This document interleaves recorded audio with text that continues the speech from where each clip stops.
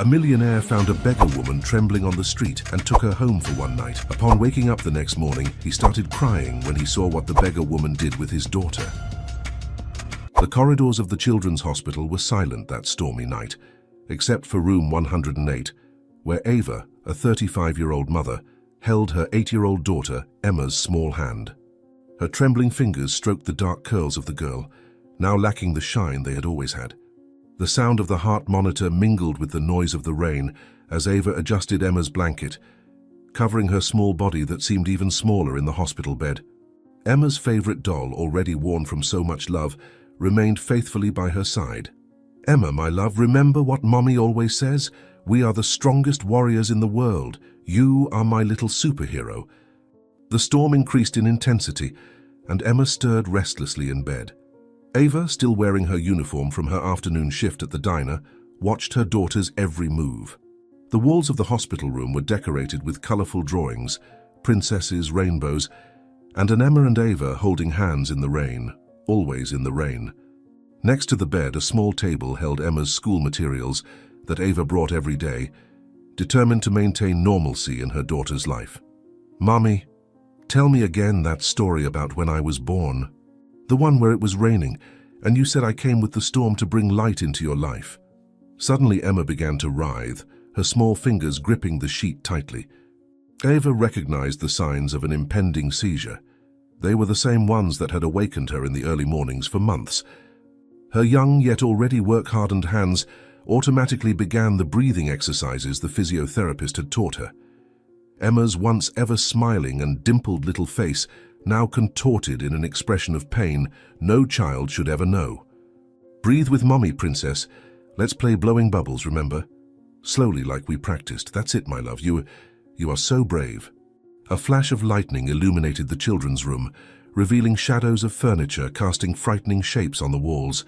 Emma was now trembling, not from fear of the storm. She had always loved the rain, but from pain.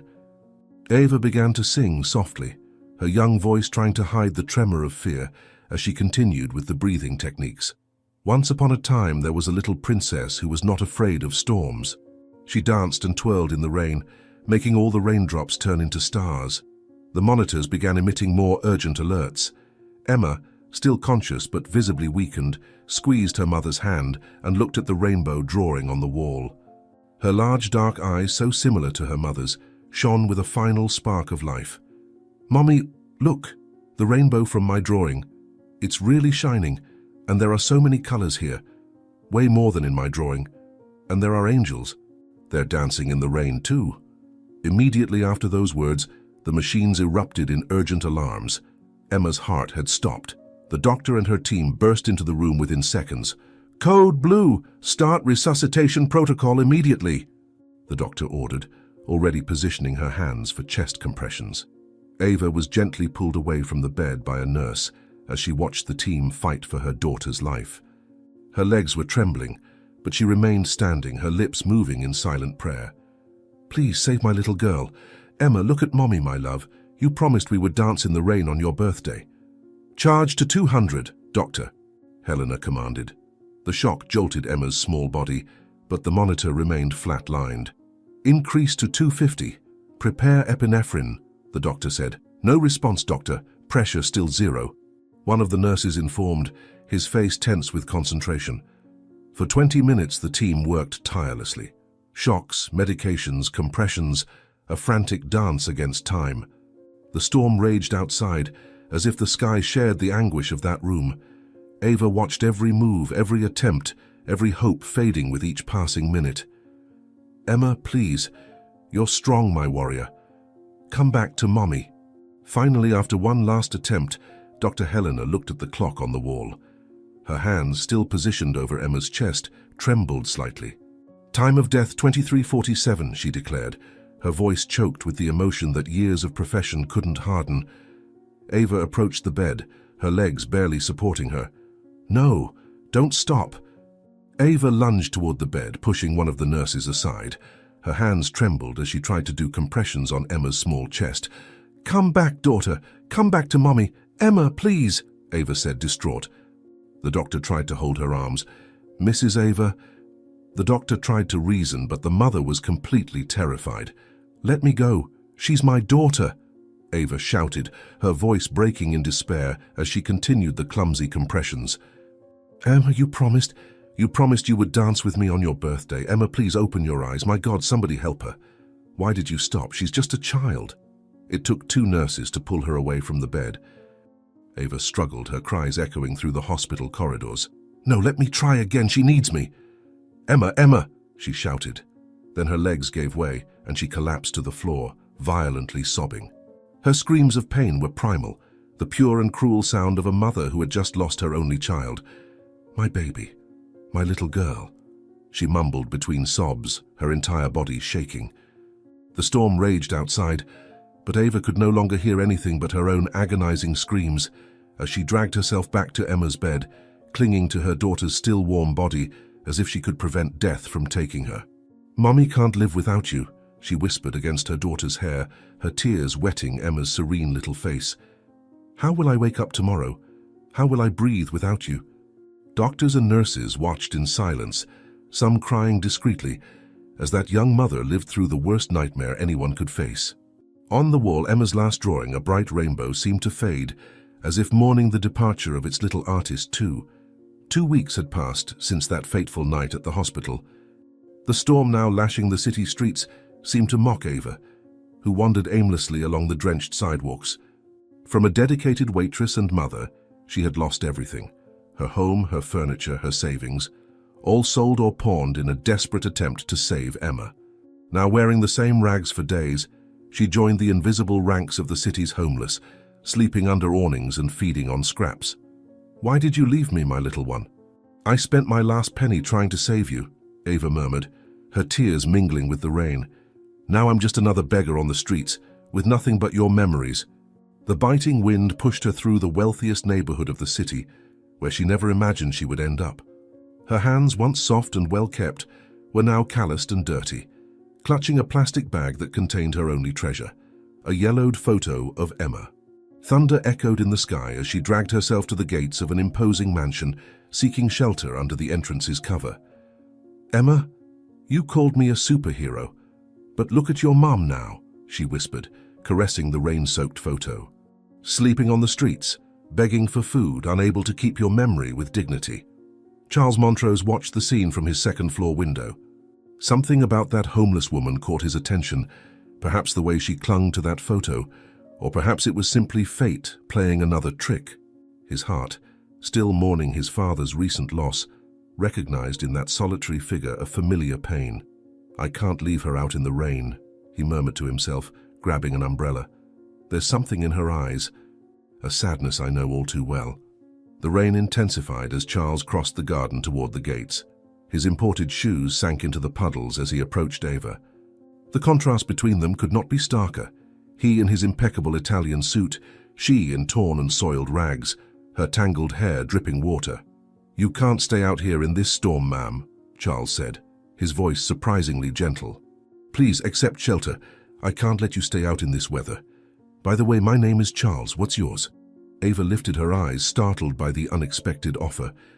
For weeks, people had passed her by as if she were invisible, averting their gaze from her misery. Her hands trembled as she clutched the plastic bag to her chest, protecting the only memory she had left of Emma. My name is Ava, but I don't deserve your kindness," Ava stammered, her voice hoarse from crying. "I lost everything trying to save my daughter. Now I'm just another beggar." Charles took a step forward, shielding her from the rain with his umbrella. His eyes met the crumpled photo she held so carefully, and something in his gaze shifted.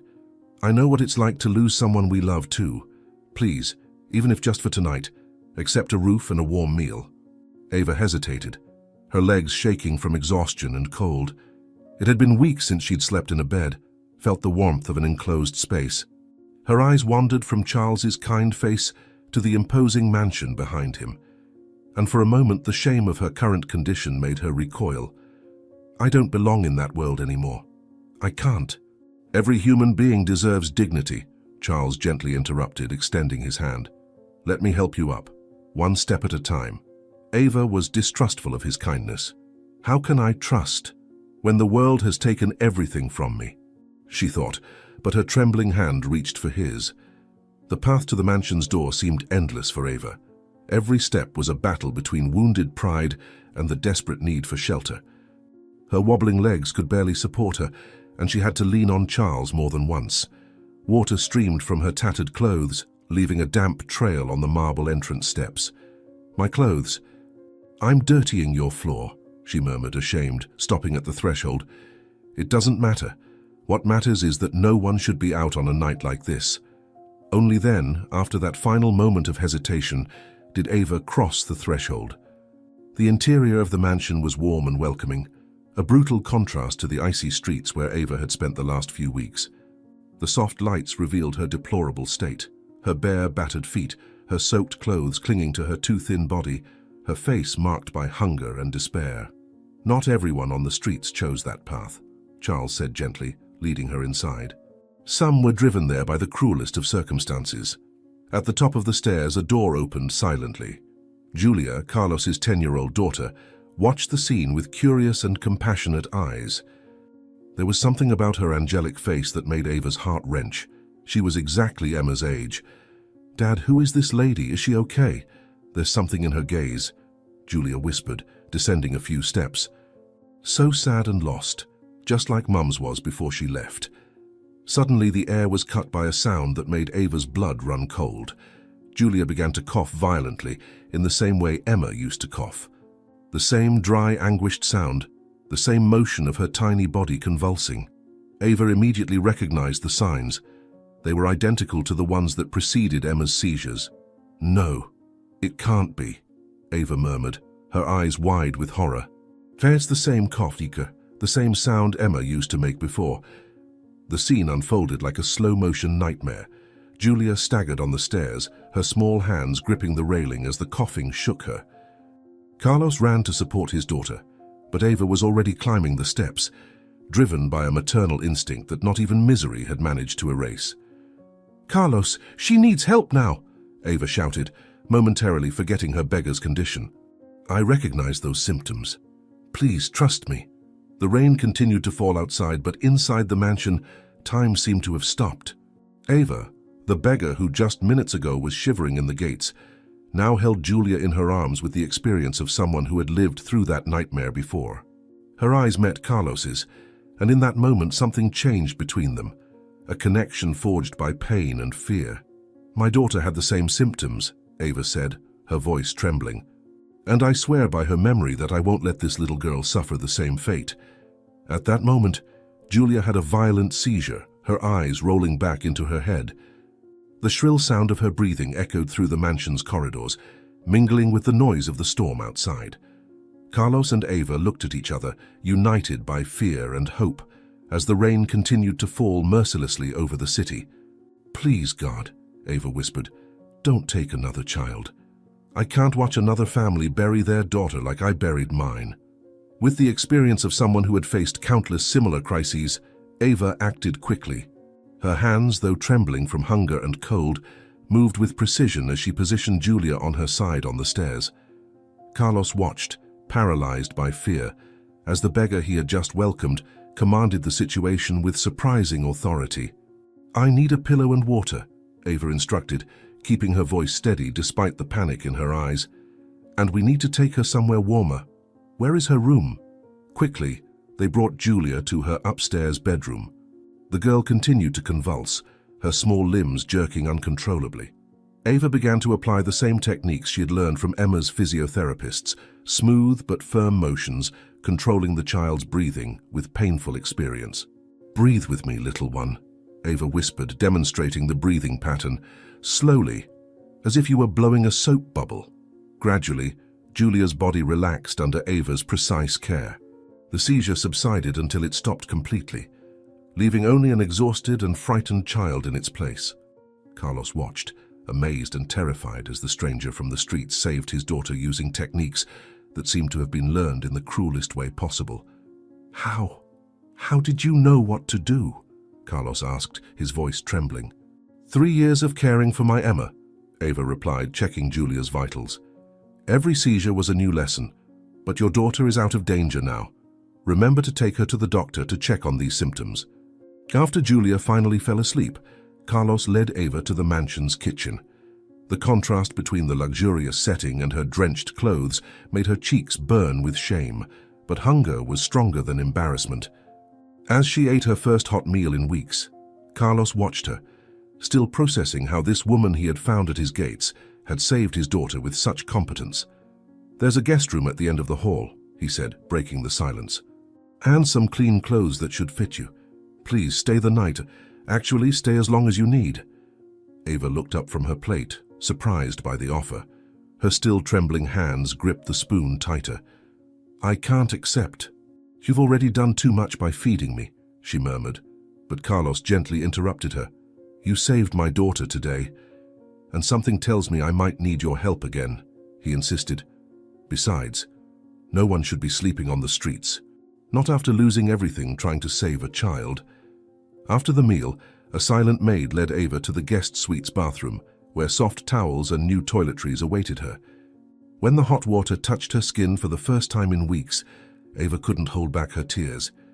They mingled with the shower water as she scrubbed the dirt from the streets off her body, trying not to think about how drastically her life had changed since Emma's death. "It feels like a dream to be able to take a hot shower again," she whispered to herself. "Emma, was it you who guided me here?" Dressed in a soft pajama set that had been left on the bed, Ava sat on the edge of the king-size mattress, almost afraid to lie down. The room was larger than her former entire apartment, decorated in soothing shades of blue and beige. Her fingers caressed the Egyptian cotton sheet, so different from the hard cardboard where she had slept for the past few weeks. How life takes turns, she thought, finally allowing herself to lie down. Yesterday, sleeping on the street, today in a mansion. All because a little girl has the same symptoms as my Emma.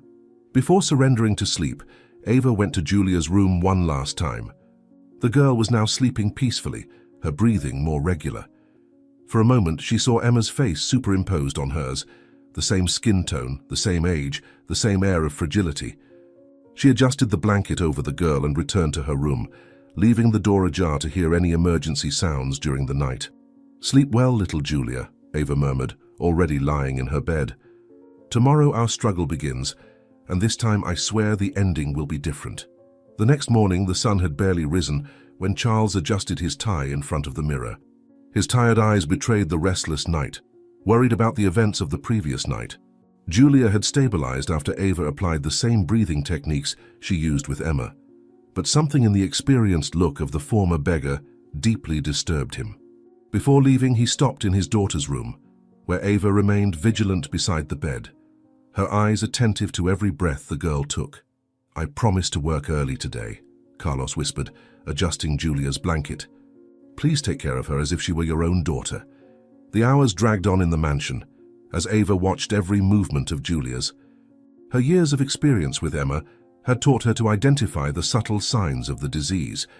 The way the girl's chest moved with difficulty, the slight tremor in her hands during sleep, the paleness that was beginning to set in on her young skin.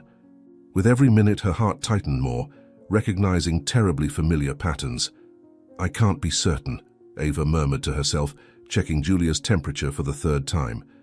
"Please, God, don't let it be the same disease." "What are the odds of this happening again?" she asked herself. Around 2 in the afternoon, Julia woke up with a coughing fit more intense than the previous one. Her little hands clutched the sheet as her body twisted in violent spasms. Ava, driven by instinct and painful experience, immediately positioned the girl on her side, keeping her airway clear. "Breathe with me, dear," Ava instructed, demonstrating the breathing pattern. Slow and deep, as if blowing a feather. Charles arrived home earlier than usual, his heart heavy with an inexplicable premonition. The silence of the mansion was broken by a sound that chilled his blood, the same kind of cough he had heard the night before. Taking the stairs 2 at a time, he burst into Julia's room only to find a scene that paralyzed him. "What's happening?" he shouted, seeing Ava performing chest compressions on his daughter. "Why isn't my daughter breathing?" Julia's body had suddenly gone limp after a particularly violent series of coughs. Ava, with the precision of someone who had already lived through that nightmare before, immediately began cardiopulmonary resuscitation. Her hands, which hours earlier had trembled with cold and hunger, now moved firmly and determinedly over the small chest. "Call an ambulance now," Ava ordered, without interrupting the compressions. "She's showing the same symptoms Emma, my daughter, had at the start of her illness. We now need to take her to the hospital now." The minutes until the ambulance arrived seemed like an eternity. Ava continued the compressions, alternating with mouth-to-mouth breathing, while Charles paced in circles, his hands shaking on the phone. The rhythmic sound of compressions echoed through the room, mixed with the whispered prayers of both. "Come on, Julia, fight," Ava pleaded between compressions. "I won't let you leave like Emma left." At the hospital, the medical team worked quickly, connecting Julia to various monitors and collecting blood samples. Charles watched through the ICU glass, his hands pressed against it as if he could reach his daughter. Ava remained a few steps back, her eyes fixed on the monitors, recognizing every sign, every number, every pattern she had memorized during Emma's illness. "The patterns are identical," Ava murmured, more to herself than to Carlos. "It's like reliving a nightmare, but this time I know what's to come." The attending physician entered the waiting room with a grave expression Ava knew all too well. It was the same look she had received weeks earlier when they told her there was no more hope for Emma. Charles stood up immediately, his legs barely supporting him. "Mr. Montrose, I need to be direct," the doctor began, his voice heavy. "Your daughter has a rare and extremely aggressive genetic condition." The diagnosis fell like a bomb. 15 days. That was all the time left for Julia, according to medical projections. Charles collapsed into a chair, his hands covering his face as silent sobs shook his shoulders. Ava remained standing, her mind frantically replaying every treatment, every attempt, every mistake and success she had experienced with Emma. "I don't accept that," said Carlos, his voice choked. "There must be something we can do, some treatment, some hope. My daughter can't have only a few more days of life. She can't." As they discussed possible treatments and alternatives, a shrill sound cut through the air of the ICU. Through the glass they could see Julia writhing on the bed, and this time a red stain on her lips, and the white pillow left no doubt about the severity of her condition. "My God, no!" Carlos shouted, running towards the room. "I can't lose my daughter too." The medical team rushed to attend to Julia, while Ava held Carlos back, preventing him from entering the room. Her own eyes filled with tears as she witnessed a scene that so closely resembled Emma's final moments. Each crimson drop seemed to mark an unrelenting passage of time against them. 15 days, Ava whispered, her gaze fixed on the struggling girl. "This time, I'll do it differently. This time I won't let it happen again. We have to win this battle." The heart monitor flashed frantically, its quickened beeps marking the rhythm of the battle that had just begun. Ava squeezed Carlos's hand, sharing a pain they both knew all too well. On the other side of the glass, Julia finally stopped coughing, but the blood on her lips was a cruel reminder of how little time they had left. "Help me save her," Carlos pleaded, turning to Ava with imploring eyes. "You're the only one who understands what's happening to my daughter." Night fell over the hospital, but neither of them left their vigil. Everything had been cleaned, but her image remained etched in their minds like a dark omen. Julia now slept sedated while the machines continued their monotonous chant, counting the minutes of a battle that had just begun. 15 days, thought Ava, her hands clasped in silent prayer. "This time, time won't win. This time I promise it will be different." The cold lights of the emergency room flashed incessantly as the monitors issued increasingly frequent alerts. Julia's small body, now connected to various tubes and machines, fought a battle that seemed more and more impossible to win. The doctors moved frantically around the stretcher, shouting orders and numbers that Ava knew all too well. The same numbers, the same worried expressions, the same scenario that had preceded Emma's departure. "Blood pressure dropping rapidly," one of the doctors warned, adjusting the medications. "The kidneys are stopping responding to treatment." Charles remained leaning against the wall of the emergency room, his expensive suit wrinkled after hours of anguished waiting. His hands trembled as he watched the doctors struggling to stabilize his daughter. By his side, Ava kept her eyes fixed on the monitors, her mind processing each new symptom, each new complication, mentally comparing them with Emma's last hours. "Why is this happening so fast?" Carlos mumbled, his voice choked. "They said we had 15 days, 15 days. Julia's liver was the next to show signs of failure." The tests showed increasingly alarming numbers, while her skin took on a yellowish hue that Ava immediately recognized. Her hands gripped the handrail of the stretcher so tightly that her knuckles turned white, while her mind screamed in protest at reliving that cruel moment again. The pattern is exactly the same, thought Ava, her heart pounding unevenly. First the kidneys, then the liver. Exactly like it happened with Emma. A team of specialists rushed into the room, carrying more equipment and bags of medication. The sound of their voices mingled with the constant beeping of the monitors, creating a chaotic symphony that echoed through the hospital corridors. Julia began showing tremors, her tiny fingers twitching involuntarily as another organ began to fail. "The pancreas is collapsing," one of the doctors announced, his voice tense. "The progression is much faster than expected." The machines began to beep even more frantically when Julia's heart showed the first arrhythmias. Charles fell to his knees, his desperate prayers mingling with the chaos of the emergency room. Ava, however, remained strangely focused, her eyes moving quickly between the monitors and Julia's pale face. "We don't have much time before the circulatory system goes into total collapse." The head of the medical team approached Carlos, his grave face carrying the weight of decades of experience. His words, though gentle, fell like hammers in the momentary silence that settled in the room. Julia would not make it through the night. Her body was giving up, organ by organ, at a speed that no conventional treatment could keep up with. "I'm sorry, Mr. Montrose," the doctor said, placing a hand on Carlos's shoulder. "I suggest you say goodbye to your daughter while she's still conscious." Charles staggered to the stretcher, his tears falling on Julia's serene face. The girl, even amid so many tubes and machines, managed to open her eyes slightly as she felt her father's touch. Her lips moved as if she wanted to say something, but no sound came out but a faint sigh. "Don't leave me, Princess," Carlos sobbed, kissing his daughter's forehead. "You're all I have in this world." Ava watched the scene with a lump in her throat, her own parting memories mingling with the present moment. Her eyes burned with unshed tears as her mind worked frantically, going over every detail of Emma's last days, every treatment tried, every alternative discarded. "There must be something we didn't try," she murmured to herself, her hands restless. Something we missed. She had to have more time. The minutes dragged like hours as more specialists were called, more tests were done, more medications were tried. Julia's body continued to fail, system after system, in a macabre dance that Ava knew all too well. It was then that something in her memory lit up, an almost forgotten conversation, a name mentioned in passing during Emma's final days. "Wait a moment," Ava suddenly said, her voice cutting through the tense air of the room. "I need to make an urgent call. Mr. Montrose, may I use your phone?"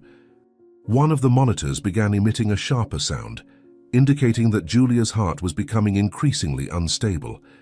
Ava's hands trembled as she reached out to Carlos, her eyes shining with a fierce determination he had not yet seen. "Please trust me one more time," she pleaded, her voice urgent. "This may be our last chance." Charles took the cell phone from his pocket without hesitation, handing it to Ava.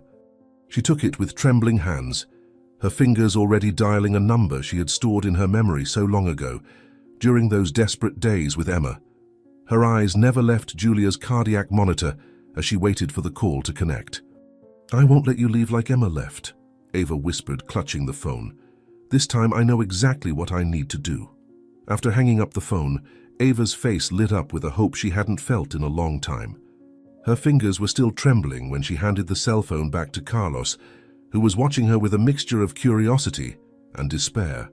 The sound of the cardiac monitors continued to fill the emergency room, but now there was something different in her gaze, a glimmer of determination that spanned years of pain. "There's a chance," she said, her voice firm for the first time in hours. "Dr. Collins is coming. He has an experimental treatment that may help Julia. It's an expensive treatment, but it will help, maybe even save her." The doctor arrived at the hospital in record time, carrying a silver briefcase that Ava recognized immediately. It was the same one she had seen in Emma's final days, when the treatment was her last hope. A hope she could never realize because of the astronomical cost. Then she had to settle for the treatment covered by health insurance. The doctor greeted Ava with a look that mixed recognition and sorrow. "How much?" Charles asked immediately, his checkbook already in hand. "The price doesn't matter. Just tell me how much I need to pay to save my daughter," he said, making Ava feel a pang in her heart. She wished she had been able to pay for her daughter's treatment. But now she was content with the fact that at least one child could have her chance. The medical team quickly transferred Julia to the hospital's laboratory, where the treatment could be administered under controlled conditions. Ava watched every move, her heart torn between hope for Julia and the pain of knowing that Emma never had this chance. The monitoring equipment was reconnected as Dr. Collins prepared the first dose. "This is the same medication that could have saved Emma," thought Ava, her nails digging into her palms. "The same treatment that cost more than everything I owned." The hospital laboratory was buzzing with activity when Dr. Collins initiated the treatment. His eyes met Ava's, and for a moment, they both relived those desperate days when the treatment was almost within Emma's reach, but the astronomical cost made it impossible. Now watching the test tubes lined up on the metal bench, Ava felt her heart tighten with a mixture of hope and guilt. "If I'd managed to get the money back then," Ava whispered, her hands trembling.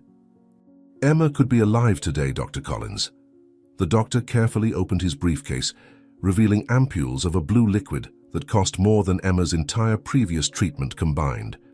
Charles watched every move, his checkbook already in hand, ready to do what Ava could not, pay for the treatment that could save his daughter. The contrast between their realities could not be more painful. "The experimental protocol has made significant strides in recent months," Dr. Collins explained, preparing the first dose. "But I need you to understand the risks. This treatment has not yet been officially approved." Tube after tube of blood was drawn from Julia as the laboratory technicians raced against time to process the samples. The sound of the centrifuges mingled with the beeping of the monitors, creating a tense symphony that made Ava relive every moment of the lost battle with Emma. Her hands gripped the railing of Julia's gurney as if she could transfer strength to the girl through touch. "I sold everything I had, and it still wasn't enough," thought Ava, watching Charles sign a check with multiple zeros. "And now to see someone else able to do what I couldn't." The first dose of the treatment was administered under everyone's watchful eye. The blue liquid flowed slowly through the intravenous line as the doctors monitored each of Julia's vital signs. Ava held her breath, remembering how she had dreamed of this moment for Emma, how she had begged for donations, sold her apartment, her furniture, everything in vain. "The first signs of response appear within minutes," Dr. Collins explained, adjusting the drip rate. "If there's any positive reaction, we'll know soon." To everyone's surprise, the monitors began to show a gradual improvement in Julia's vital signs. Her blood pressure stabilized, her heart rate normalized, and most impressively, her organs began showing signs of recovery. Charles fell to his knees, crying with relief, while Ava watched the numbers on the monitors with a mixture of joy and profound pain. "It's working," Carlos murmured, squeezing Ava's hand. "You saved my daughter. Twice." The medical team worked frenetically, collecting more samples, adjusting doses, monitoring every little change. Dr. Collins kept his eyes fixed on the results appearing on the computer screens, his expression alternating between satisfaction and concern. Ava knew that look. It was the same one he had when discussing the possibilities for Emma. "The inflammation markers are decreasing," announced a laboratory technician. "Everything is gradually stabilizing." The hours dragged on as more doses of the medication were administered. Julia began showing signs of consciousness, her eyes opening briefly, focusing on her father's face before closing again. Color slowly returned to her cheeks, and her breathing grew stronger and more regular. "It's like a miracle," Carlos whispered, kissing his daughter's forehead. "How can I ever thank you for bringing us this hope?" Ava remained silent, her emotions a whirlwind of joy at Julia's recovery and pain at the memory of Emma. Her eyes never left the monitors, studying every number, every graph, trying to commit every detail of the treatment her daughter could never receive to memory. "Emma should have had this chance," she thought, a solitary tear rolling down her cheek. "But at least I can make sure Julia has what my daughter didn't." Then something changed. One of the monitors emitted a shrill alert, catching everyone's attention. "Doctor, you..." Collins rushed to the computer, his fingers flying over the keyboard as he analyzed the new data. The expression on his face made Ava's heart freeze. "Something's wrong," said the doctor, his voice tense. The markers are rising exponentially. Suddenly, all the monitors started beeping simultaneously. Julia's body, which moments before had shown signs of recovery, now exhibited an alarming acceleration of all disease processes. It was as if the treatment, instead of curing, had made everything even worse. "The organs are failing again," shouted one of the doctors, "but this time at a much faster rate than before. If it continues like this, she'll have less time than before." Charles watched in panic from the doctor to Ava, his hands gripping the rails of the stretcher as if he could prevent fate from taking his daughter. Ava, in turn, felt her world crumbling again, helplessly watching as another child seemed to slip through her fingers. "What's happening?" Carlos asked, his voice breaking. "Why is the treatment doing this, Doctor?" Collins worked frenetically, trying to adjust the doses, reverse the process, do anything to stop the accelerated deterioration. But the numbers on the monitors kept rising, indicating that the disease, instead of regressing, was advancing at a terrifying speed. "My God," Ava whispered, recognizing the fatal pattern on the monitors. "It's as if the treatment is turning days into hours. Julia will only have a few more hours to live." "Doctor." Collins worked tirelessly for hours, his skilled hands adjusting dosages and administering a complex combination of medications to reverse the acceleration of the disease. The laboratory, once a chaos of alerts and beeping monitors, gradually returned to a more controlled rhythm. The numbers began to stabilize, although each new result brought with it a shadow of the price they would have to pay for this intervention. "We've managed to stabilize the process," announced Dr. Collins, checking the latest tests, "but the initial acceleration has cost us precious time." Ava watched the new data with experienced eyes, recognizing the patterns she had obsessively studied during Emma's illness. The markers were returning to pre-crisis levels, but something was different. The progression of the disease, though once again under control, had advanced significantly during those chaotic hours. "How much time did we lose?" asked Carlos, his voice trembling with exhaustion. "Please, be honest with me." The doctor took a deep breath, his eyes moving between the various monitors and test results scattered in front of him. His hands, still covered by surgical gloves, adjusted the drip of the medication once more before turning to Carlos and Ava. The silence that preceded his answer weighed like lead in the laboratory air. "Of the initial 15 days we had, only 12 remain," explained Dr. Collins, his voice grave. "The experimental treatment accelerated the process before we could control it," he explained. Carlos staggered to a nearby chair, his normally composed face now marked by a weariness that seemed to come from the soul itself. His hands trembled as he loosened his tie, a gesture that carried the weight of all the recent losses in his life. The morning sun was beginning to stream through the laboratory windows, illuminating his face aged by the night of anguish. "First my father, now this," he murmured, more to himself than to the others. "I can't lose anyone else. I can't lose my little girl, too." Ava, who was organizing the medication bottles following the doctor's instructions, stopped at the mention of Carlos's father. Her eyes met his, recognizing a familiar pain, the same one she saw in the mirror every day since losing Emma. The powerful man who had rescued her from the streets now seemed as vulnerable as she was. "Your father passed away recently?" she asked softly, adjusting Julia's heart monitor. Charles nodded, passing his hands over his tired face. The mention of his father seemed to open a floodgate of emotions he had been keeping under rigid control. His eyes filled with tears as he watched Julia, who slept peacefully, oblivious to the battle being waged for her life. "Just a month ago," he replied, his voice choked. "We had a difficult relationship. He was a distant man from everyone, including my late mother, but I felt it when I lost him. And now Julia is. Doctor." Collins interrupted the conversation to perform another battery of tests. His hands moved with precision as he collected samples and adjusted equipment.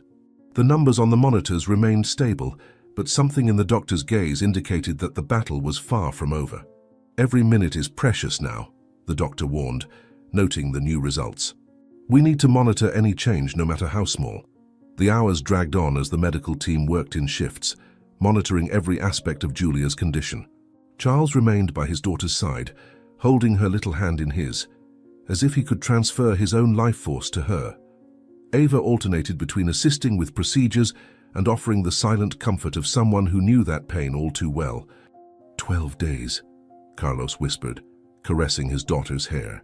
How can they ask me to prepare to lose my only child in 12 days? The sun was already high when Julia began to wake up. Her eyes opened slowly, blinking against the bright light of the laboratory. Something seemed different in her gaze, a confusion that hadn't been there before.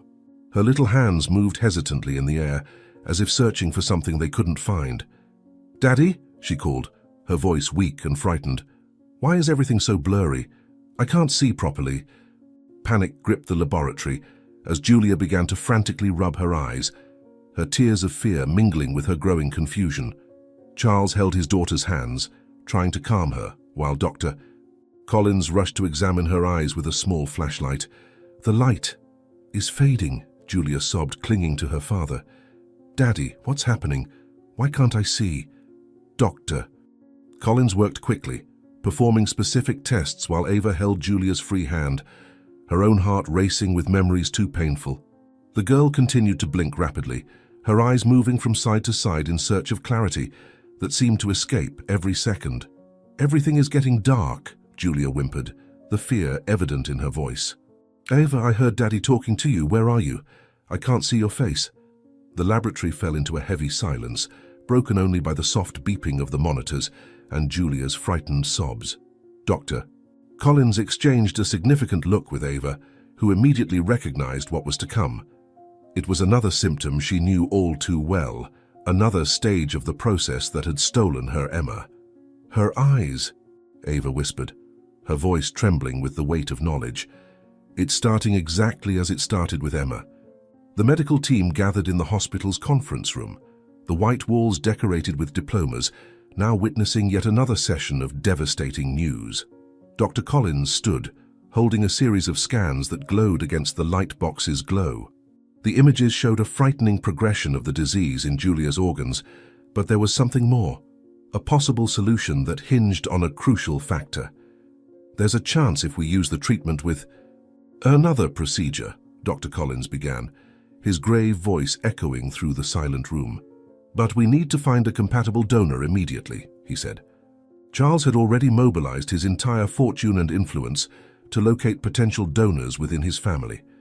Distant cousins, long unseen uncles, all were summoned to undergo compatibility testing. The sound of the coffee machine in the corner of the room marked time as more negative results came in, each one diminishing hope in the desperate father's eyes. "How can nobody be compatible?" Carlos questioned, his voice shaking with frustration. "We've tested every living member of my father's family. Not even I'm compatible." Dr. Collins adjusted his glasses as he explained the genetic nature of the disease. His fingers traced the lines of a complex pedigree showing Carlos's paternal lineage, where several similar cases had been recorded across generations. Ava watched the drawing intently, her heart clenching as she recognized the same pattern that had taken her Emma. "This condition is genetically transmitted through the paternal side," the doctor explained. "That's why we focused on Julia's father's relatives." Ava remained silent, her restless hands fiddling with the borrowed blouse's hem. Her memories drifted to her own childhood, to the unanswered questions about her origin. Her mother had never revealed her father's identity, taking the secret to her grave years ago. Now this gap in her family history felt even heavier. "I never knew who my father was," Ava murmured, her voice almost a whisper. "When Emma was ill, I had no family history to share with the doctors." Minutes dragged on as more negative results arrived at the hospital. Charles paced back and forth, his imposing figure now hunched with the weight of worry. The sound of his steps mingled with the constant beeping from the monitors in the next room, where Julia battled the disease's relentless advance.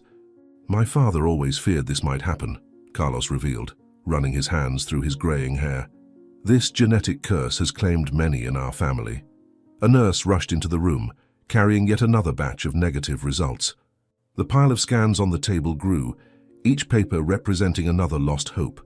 Ava felt her head start to throb, a discomfort she tried to ignore as she focused on the medical explanations. "Without a compatible donor," Dr. Collins continued, "our options are extremely limited. Time is against us, and every hour that passes."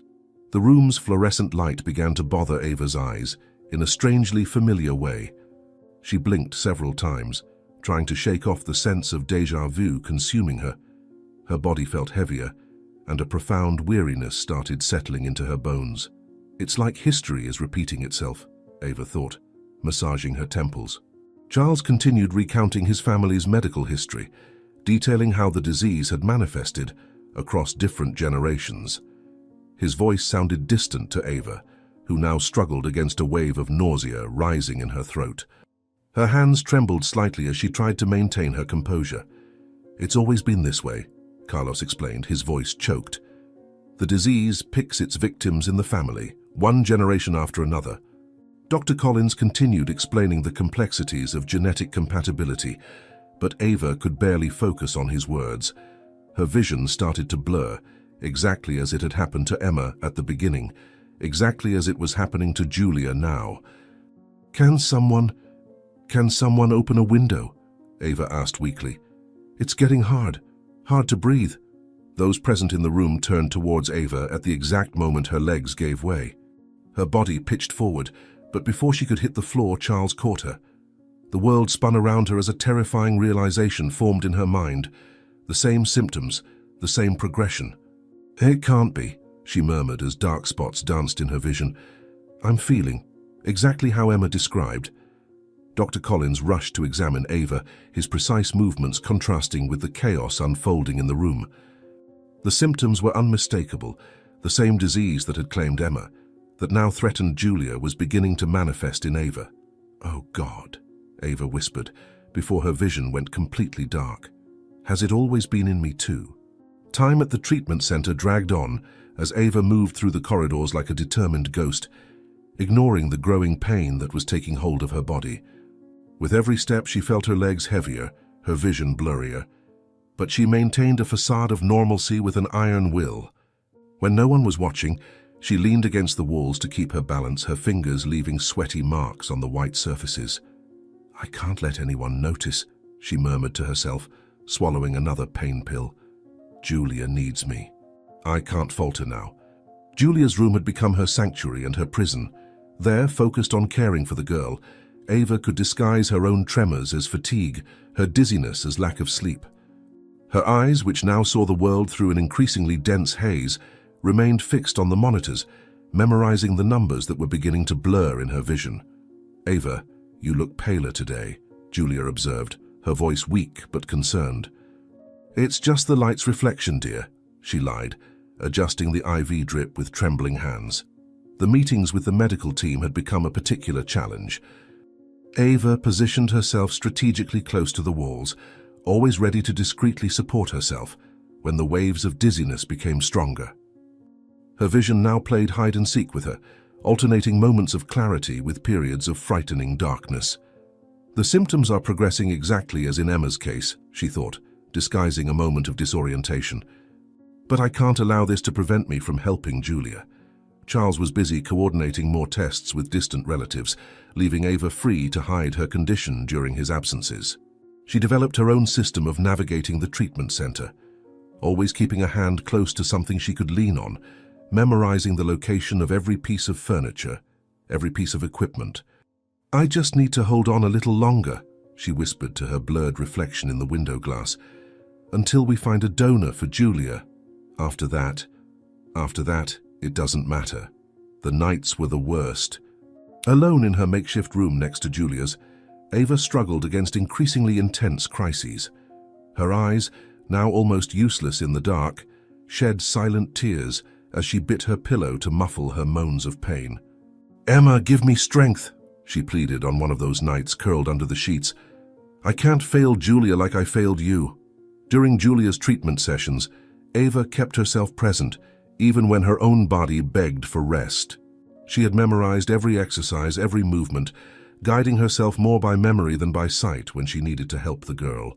"You do this so well, Ava," Julia praised during one exercise. "I had a great teacher," she replied, blinking to clear the dark spots from her vision.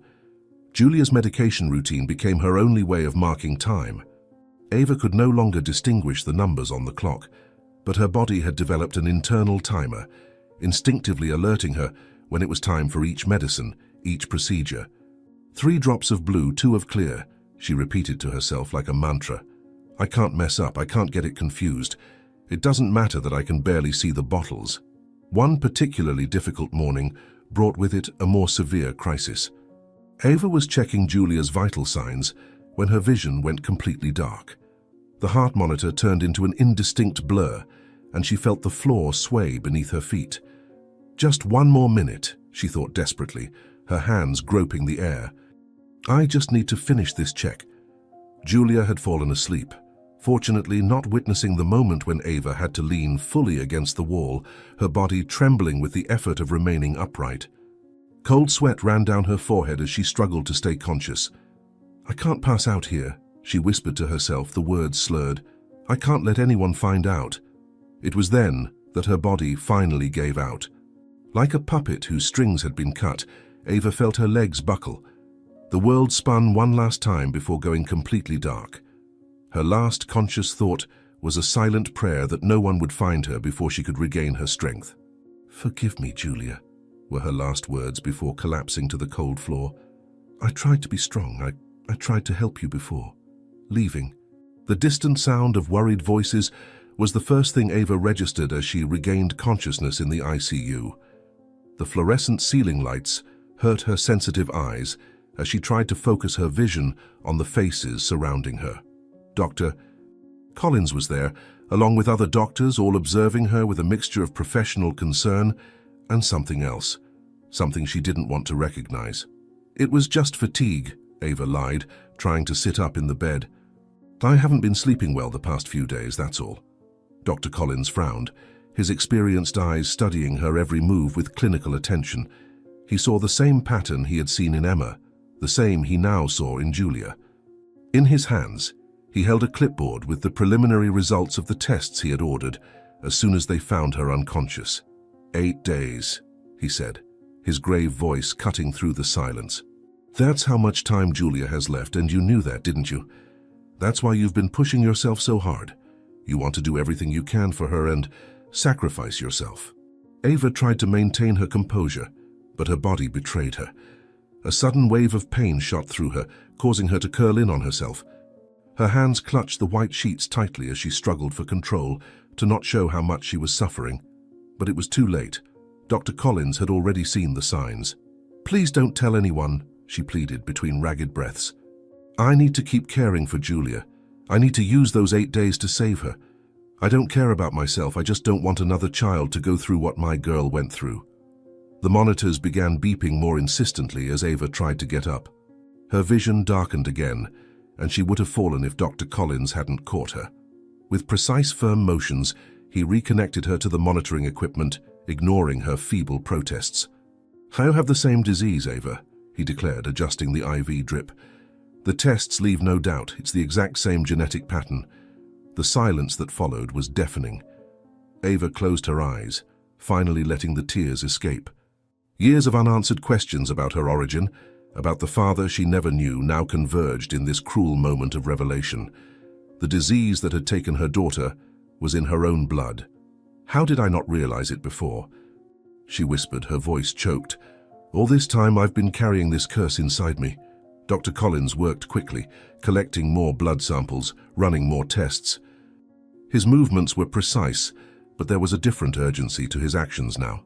Something in the initial results had caught his attention, something he needed to confirm immediately. There's one more thing we need to check, he said, preparing another tube for collection. Something that could change everything. The hours that followed were a blur of tests and examinations. Ava watched, through her increasingly compromised vision, the coming and going of nurses and technicians. Her body ached, but her mind was focused on one thing alone, the 8 days left for Julia. I can't die now, she thought, fighting against the exhaustion. Not before I'm sure Julia will be okay. It was then that Dr. Collins returned, holding a folder of results with hands that trembled slightly. His face had an expression that Ava had never seen before, a mixture of awe and hope that made her heart race. Your blood, Ava, he began, his voice barely containing emotion. It's compatible with Julia's. Completely compatible. Julia's father is still looking for relatives who may be compatible, while you were so close and could be the donor. The world seemed to stop for a moment. Ava stared at the doctor, her brain struggling to process the information. The implications of what she had just heard began to form in her mind, like pieces of a macabre puzzle fitting together. "How is this possible?" she asked, her voice just a whisper. Dr. Collins approached the bed, the test results still in his hands. The numbers and graphs told a story. "I don't know, but it's a miracle to find a donor who isn't a family member," he said, frowning. Charles burst into the hospital room still wearing his rumpled suit, his hands clutching a folder of documents that fell forgotten to the floor when he saw Ava connected to the monitors. Dr. Collins was by her side, adjusting medications and checking vital signs with an urgency that made his heart tighten. Ava's eyes, now visibly more opaque, met his with a mixture of guilt and determination. "We found a compatible donor," announced Dr. Collins, his voice grave. "It's Ava. She's 100% compatible with Julia." The silence that followed was broken only by the rhythmic beeping of the monitors. Charles staggered to the nearest chair, his face alternating between expressions of shock and hope. Dr. Collins moved quickly around the room, preparing the necessary equipment to begin the procedure as soon as possible. "How is this possible?" whispered Charles, running his hands through his graying hair. "We tested the whole family, every possible relative," he muttered softly to himself. The medical team initiated the preparations with military precision. Tube after tube was collected from Ava, while the machines analyzed each sample in real time. The room soon transformed into a small operations center, with monitors displaying vital signs and sophisticated equipment humming in a technological symphony. "Her vitals are unstable," alerted a nurse, adjusting a monitor. "Blood pressure is fluctuating more than normal for the start of the procedure." In the morning, they began the procedure. The first attempt at transfer began. Ava's face was paler than the hospital sheets, but her eyes maintained that determined glint that Charles had noticed since the night of the storm. The treatment machines began their work, filtering and processing Ava's material at a carefully controlled pace. "Keep her body temperature stable," ordered Dr. Collins, checking the data. "Any variation can compromise the entire process." The first hour passed in tense silence, broken only by the beeps of the monitors and the occasional medical instruction. Ava kept her eyes fixed on the ceiling, her lips moving in silent prayer. Charles never left her side, holding her hand tightly, as if he could transfer his own energy to her. "I'm so tired," Ava murmured, her voice almost a sigh. "But I have to endure. For Julia. For Emma." It was in the middle of the procedure that the first alarm sounded. Ava's blood pressure began to drop drastically, while her heart rate skyrocketed. Her body, already weakened by the disease, began to shake violently, rejecting the process that was supposed to save Julia. "Blood pressure dropping!" shouted the nurse. "Temperature rising rapidly!" Dr. Collins moved with impressive agility, ordering a series of emergency medications. Ava's body arched on the gurney, her fingers gripping the sheets tightly as waves of pain coursed through her. The monitors were now emitting a symphony of alerts. "Her kidneys are going into failure," one of the assistant doctors informed. "The liver can't process the toxins. Critical levels." The procedure had to be interrupted immediately. The team worked frantically to stabilize Ava, whose body was now battling on multiple fronts. Her skin had taken on a frightening grayish hue, and her breathing was becoming increasingly shallow and irregular. "We need to intubate immediately." The next 20 minutes were a nightmare of emergency procedures. Tubes were inserted, medications injected, and the defibrillator had to be used when her heart began to experience severe arrhythmias. Charles watched it all from the corner of the room, his legs barely supporting him. "Don't leave me," he whispered, though he didn't know exactly to whom. "Please, I can't lose anyone else." When they finally managed to stabilize her, Dr. Collins ordered a complete battery of new tests. The results came back like a death sentence. Each of Ava's organs was failing faster than expected. The disease, accelerated by the stress of the procedure, was consuming her body at a terrifying pace. 2 days, he finally announced, removing his glasses with tired hands. "That's all the time this woman has left." The procedure drastically accelerated the degenerative process. It was then that one of the younger doctors on the team approached, holding a new set of tests with trembling hands. His face showed a confusion that soon spread to the other professionals analyzing the results. The numbers and patterns they saw defied all known medical probabilities. "Dr. Collins," he called, his voice hesitant, "you need to see these results. This compatibility, it's statistically impossible." The silence that followed was heavy. Dr. Collins studied the papers with an almost palpable intensity, his brow furrowing more and more with each new piece of data he analyzed. Years of medical experience had not prepared him for what he was seeing. "In 30 years of medicine," he muttered, still analyzing the results, "I've never seen anything like this. This type of compatibility is practically impossible between people without a close genetic link." Charles observed the commotion with growing anxiety, while Ava, even semi-conscious, seemed to tense up upon hearing the doctor's words. The mystery of that unlikely compatibility hovered over everyone like a shadow, raising questions that no one was prepared to answer. "What does this mean?"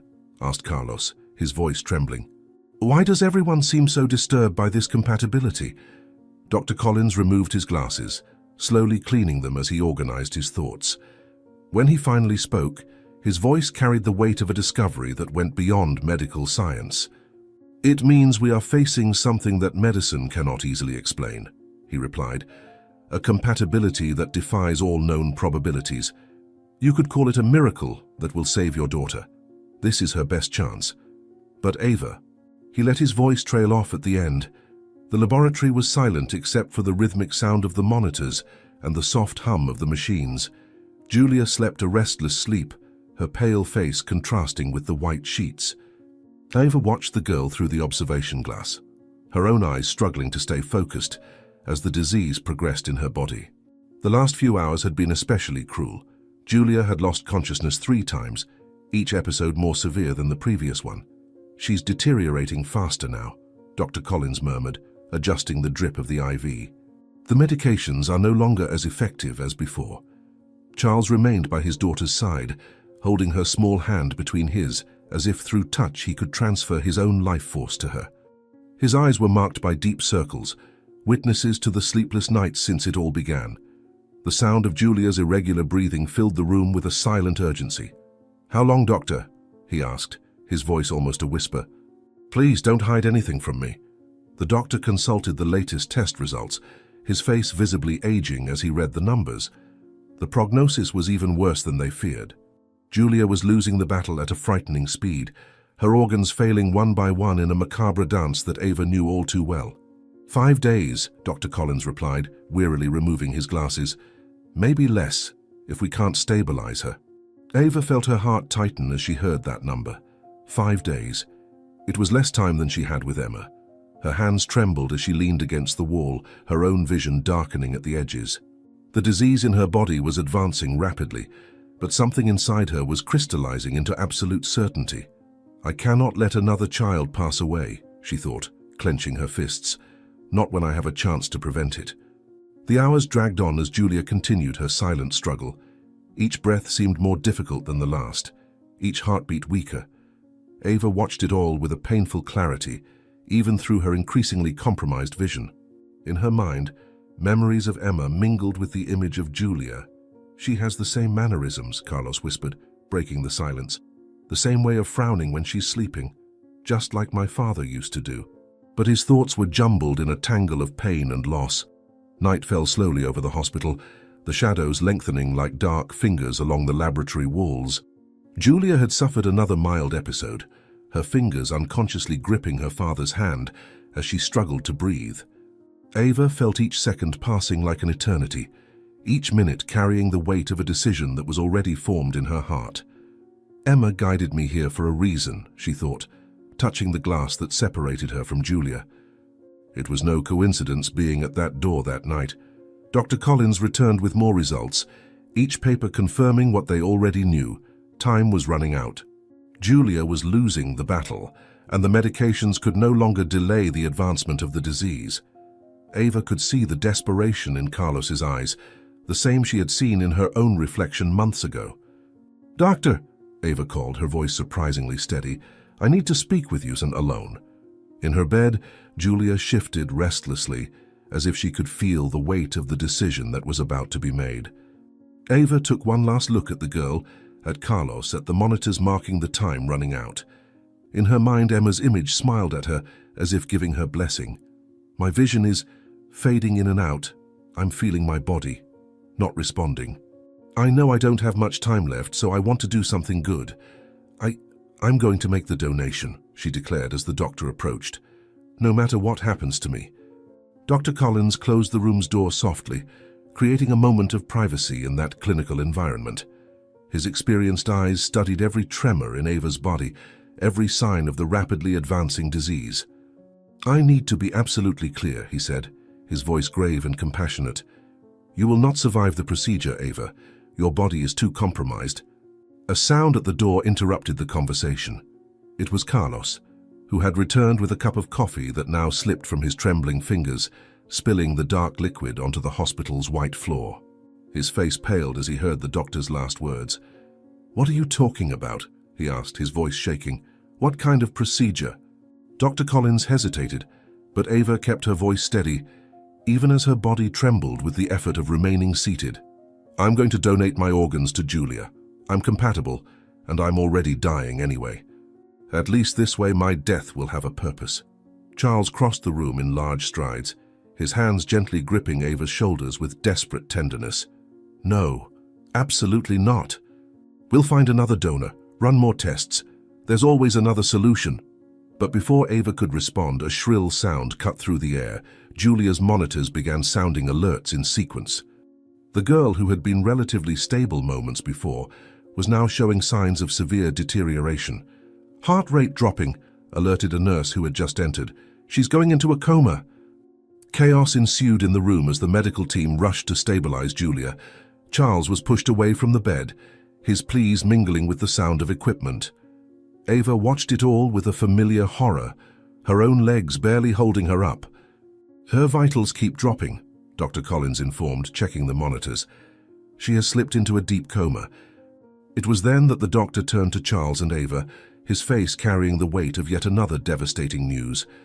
Even if we do the procedure now, Julia is too weak. The chances of her surviving the surgery are also minimal. Both will not survive the procedure. The silence that followed was deafening, broken only by the monotonous beep of the monitors. Charles looked from his daughter to Ava, despair evident in every line of his face. How did we come to this point? He whispered, falling to his knees beside Julia's bed. How do I have absolutely no choice but to let everyone I care about die? Ava approached with difficulty, leaning against the cold hospital wall. There is no choice to make, Charles. I am already doomed. The only choice now is whether my death can have any meaning for Julia. She is young, she is strong. This is the only chance she has, and I will give her that. There is no choice to make, Charles. I am already doomed. The only choice now is whether my death can have any meaning for Julia. She is young, she is strong. This is the only chance she has, and I will give her that. Charles rose abruptly from his place beside his daughter, his eyes shining with a mixture of gratitude and despair. His hands trembled as he held Ava's shoulders, as if he wanted to shake her and hug her at the same time. I cannot accept your sacrifice, he said, his voice breaking. I have already lost my father. I cannot be responsible for another loss. It was at this moment that Julia's monitors began to emit a different sound, sharper, more urgent. Dr. Collins moved quickly to the bed, his movements precise as he checked the girl's vital signs. The rhythmic sound of artificial respiration was replaced by a terrifying silence. She's going into arrest, he announced, his voice tense. Charles released Ava and ran to his daughter, his hands gripping the bed rails with enough force to whiten his knuckles. Dr. Collins continued checking monitors and adjusting equipment, his face growing grimmer by the second. Please, my princess, Carlos whispered, stroking Julia's hair. Don't leave me, please, hold on. The doctor finished his quick assessment and turned to face Charles and Ava, his eyes carrying the weight of news no doctor likes to give. The silence in the room was broken only by the monotonous beep of the monitors and the soft hum of the life support equipment. Even if we attempt the procedure now, he said, removing his glasses wearily, Julia is too weak. She will likely not survive the surgery. Minutes later in the operating room, The bright white lights contrasted with the somber tension that hung in the air. Ava, already dressed in a hospital gown, sat on the edge of a gurney as a nurse prepared the paperwork. Her hands trembled slightly as she held the pen, her eyes struggling to focus on the small print of the liability release that would decide her and Julia's fate. "Are you sure you want to do this, Dr. Collins asked, offering his glasses to help her read due to the vision problems caused by her illness. "Once you sign, there is no going back." The paper in front of her seemed blurred, the words dancing before her increasingly weak eyes. It was an extensive document, detailing every risk, every possibility, every way she could die in the coming hours. But for Ava, only one line mattered, the one that said her organs would be donated to Julia. "We only have a few days of life left," she murmured, her pen hovering over the signature line. "If this time is all I have left, and it's all Julia has too, I will do whatever it takes for her." Next door, through the glass, she could see the team preparing Julia for surgery. The girl was unconscious, her tiny body connected to so many tubes and monitors that her skin was barely visible. Charles was by her side, whispering words of comfort she could no longer hear. "Emma guided me here for a reason," Ava thought, beginning her signature. "Now I know what that reason is." Dr. Collins watched her every move with clinical attention, noting how her hand trembled as she formed each letter. The document was more than a liability release. It was a voluntary death sentence, a conscious sacrifice few would have the courage to make. "You understand that compatibility does not guarantee success?" he asked formally. "There is the possibility of rejection even with a perfect match." "I understand all the risks," Ava replied, finishing her signature with a final trembling stroke. "But I understand even better what it means to see a child pass away without being able to do anything." The medical team began the final preparations as soon as the document was signed. Ava was transferred to the operating table, the cold metal against her back painfully reminding her of Emma's final weeks in the hospital. The lights of the operating room seemed even brighter now, casting dancing shadows on the walls with every movement. "Blood pressure dropping," a nurse announced, connecting more monitors. "Temperature rising." Dr. Collins personally oversaw the preparation of both patients. Through the glass separating the two operating rooms, Ava could see Julia being prepped simultaneously. The timing had to be perfect. Every second was precious when it came to organ transplants. "Remember what we agreed," the doctor said, adjusting his surgical mask. "If there are any signs of rejection, we will abort immediately." The anesthetist approached with the oxygen mask, his gentle eyes being the last thing Ava would see before sedation. For a moment, she thought she saw Emma smiling in the reflection of the polished metal above her. "Count to 10, he gently instructed, "and think of something happy." The first hours of the surgery ticked by in a tense but controlled rhythm. The teams worked in perfect sync, moving between the two rooms like a choreographed dance.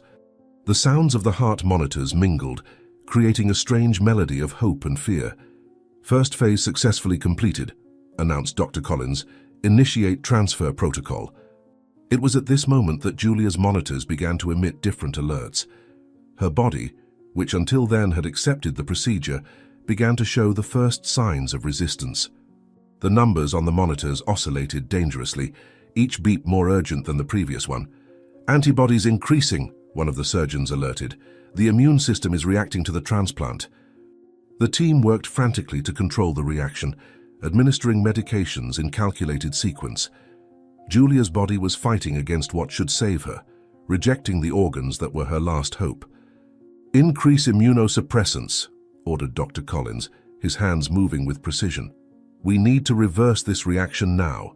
In the next room, Ava's body was also starting to show signs of stress. Her blood pressure was constantly dropping, while her temperature kept rising. It was a battle on two fronts, each life depending on a series of decisions made in fractions of a second. "We can't lose either of them," thought Dr. Collins, alternating his gaze between the two rooms. "There has to be a way to make this work."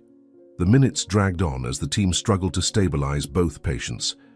The sound of the monitors had turned into a chaotic symphony of alerts and alarms, each one indicating a new challenge to be overcome. "Rejection increasing," one of the doctors informed, his voice tense. "The body is fighting against the transplant with full force."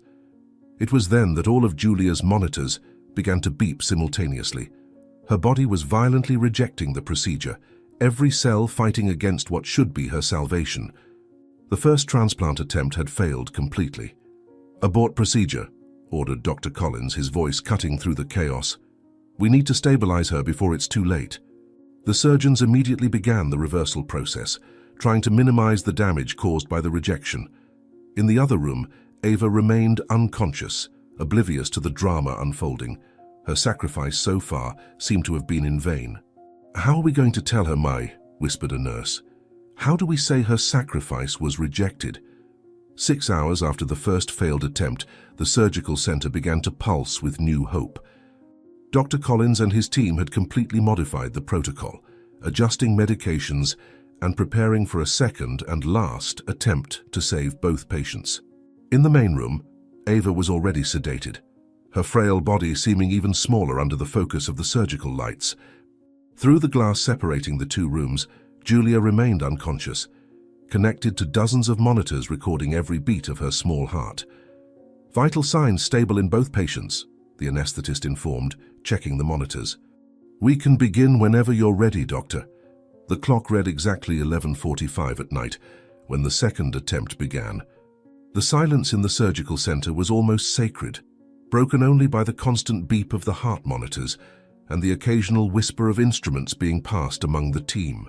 Dr. Collins worked with the precision of one who knows there will be no third chance. "Julia's body is responding better this time," a nurse commented, adjusting the IV. "Rejection levels are much lower than in the first attempt." The first hour passed at a controlled and promising pace. The new protocol seemed to work. Julia's body was accepting what it had previously violently rejected. Each new exam showed more positive signs, as if the girl had finally decided to fight for the life Ava was offering. "Keep constant monitoring of both," ordered Dr. Collins. "We can't afford any surprises this time." It was in the second hour that the first warning signs began. Ava's monitor emitted a different, sharper sound. Her blood pressure, which was already low, began to drop even further. The anesthetist acted quickly, adjusting medications, but the concern on his face was evident. "Blood pressure is not responding to medications," he alerted, increasing the dose. "The heart is severely overworked."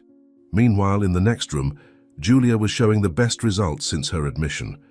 Her young body seemed to awaken from a long sleep, each organ responding positively to the treatment. It was as if life was slowly returning, cell by cell. "Julia's signs have never been this good," one of the surgeons said. "It's almost a miracle considering her state just a few hours ago." It was then that it happened, the moment every medical team dreads. Ava's heart monitor emitted a shrill, continuous sound, the green line on the screen becoming painfully flat. Her heart, exhausted from battling the disease and the procedure, had simply stopped. "Cardiac arrest," someone shouted, immediately initiating chest compressions. "Prepare adrenaline and the defibrillator." Dr. Collins felt the weight of every second as he positioned the defibrillator paddles. In his mind echoed Ava's words as she signed the consent form. "No matter what happens to me, save Julia. It's my last chance to do something that matters." "Clear," he ordered, his hands steady despite the tension. Ava's body arched with the impact, but the monitor maintained its monotonous chant of death. The compressions resumed immediately, the rhythmic sound mixing with the increasingly promising beeps coming from Julia's room. "Increase!" His voice echoed through the room. "Come on, Ava, you promised to fight until the end." 3 shocks later, Ava's heart remained silent. Sweat trickled down the faces of the team, taking turns with the chest compressions, each one feeling the weight of that impossible fight against time. "Doctor," the anesthetist called, his voice gentle but urgent. "It's been 4 minutes without response. We need to decide."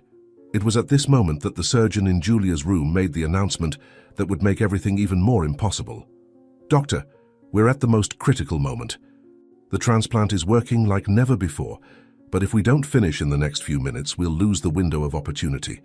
We need the full team here, now." The surgical center seemed to freeze in that instant.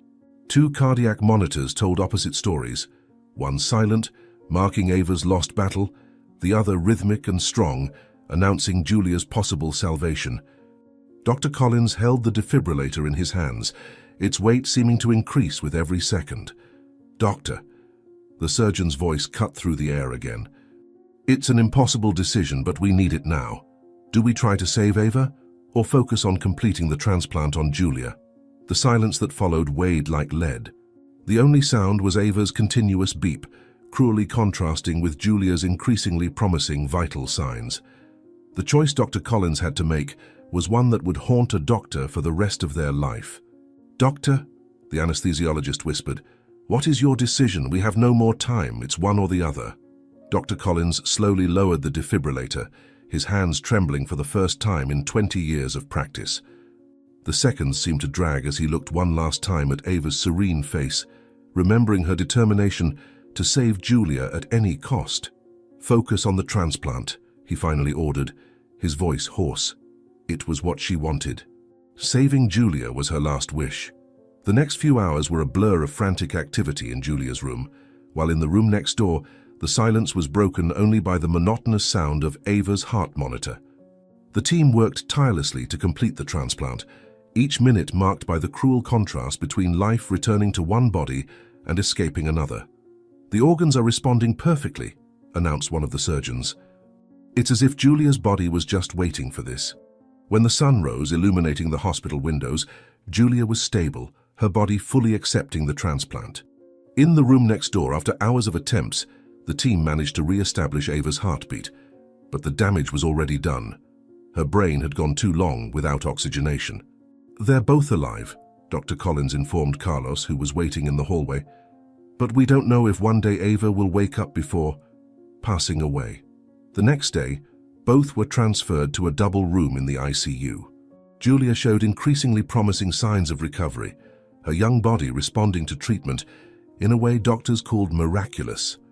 Ava, on the other hand, remained in a vegetative state, her body kept alive by machines, her mind lost somewhere between life and death. "Why doesn't Ava wake up, doctor?" Charles would ask every morning. "How can I celebrate my daughter's life knowing it cost her consciousness?" The machines keeping Ava breathing emitted rhythmic, constant sounds, a mechanical reminder of her silent presence. Charles spent hours between the two beds, divided between the joy of seeing Julia's increasingly strong vital signs and the anguish of observing Ava's immobility. "Finger movement!" a nurse exclaimed one particularly sunny morning. "Julia is starting to wake up." Charles rushed to his daughter's bedside, his heart racing. Julia's eyes slowly opened, blinking several times to adjust to the light, something that hadn't happened before. Her face, once pale and lifeless, now had a slight flush and her lips moved, trying to form words. "Dad?" Her voice was barely a whisper. "What happened? Why am I here?" Tears streamed freely down Charles's face as he held his daughter's hand, noticing that she could see him. On the other side of the half-closed curtain, the sound of Ava's machines seemed louder now, like a somber counterpoint to the moment's joy. "You're okay now, Princess," he replied, trying to control the tremor in his voice. "Ava, she saved you." Julia's eyes moved toward the curtain, where she could see her savior's motionless silhouette. Charles felt his heart constrict when he saw the confusion on his daughter's face, realizing he would have to explain Ava's sacrifice. "Why isn't she moving, Dad?" Julia asked, her voice stronger now. "Why does she seem to be sleeping so deeply?" Dr. Collins entered the room at that moment, carrying the latest test results. His face showed the conflict everyone felt, joy at Julia's miraculous recovery mixed with sadness at Ava's state. "Julia's tests are excellent," he said, checking the monitors. "But Ava, there are still no signs of significant brain activity." Charles sat heavily in the chair between the two beds, his hands trembling as he gripped Julia's bedrail. "How do you thank someone who has given not only their organs, but their very consciousness to save your daughter?" "What have I done?" he whispered, looking at Ava's motionless face. What kind of impossible choice was that we had to make? The ensuing silence was broken only by the constant beeping of the monitors and Ava's artificial breathing. Julia, still weak but increasingly awake, watched the scene with eyes that seemed to understand more than her age suggested. "Dad," she called softly, squeezing her father's hand. She knew what she was doing, didn't she? She knew this could happen. Charles felt his entire body tremble at his daughter's words. How could she understand Ava's sacrifice so well? How could a child comprehend something he himself still struggled to accept? "Yes, my love," he finally answered, his voice choked. "She chose to save you, even knowing the price she would pay." It was during a silent afternoon that the first sign appeared. A subtle movement of Ava's fingers, so light that it could have gone unnoticed had Julia not been closely observing her savior. The girl, now stronger and sitting on her bed, was the first to notice the change in Ava's breathing pattern. "Dad, look!" exclaimed Julia, pointing to the bed next to her. "Her fingers moved, I saw it." Dr. Collins arrived within minutes of being called, his experienced eyes noting the small changes in the monitors that had previously shown only constant, unvarying lines. Ava's heart displayed a different rhythm, closer to someone in natural sleep than her previous vegetative state. "It's incredible," he murmured, checking Ava's pupils. "The brain is showing signs of activity we hadn't seen before." It was then that the doctor had an idea that seemed almost absurd in its simplicity.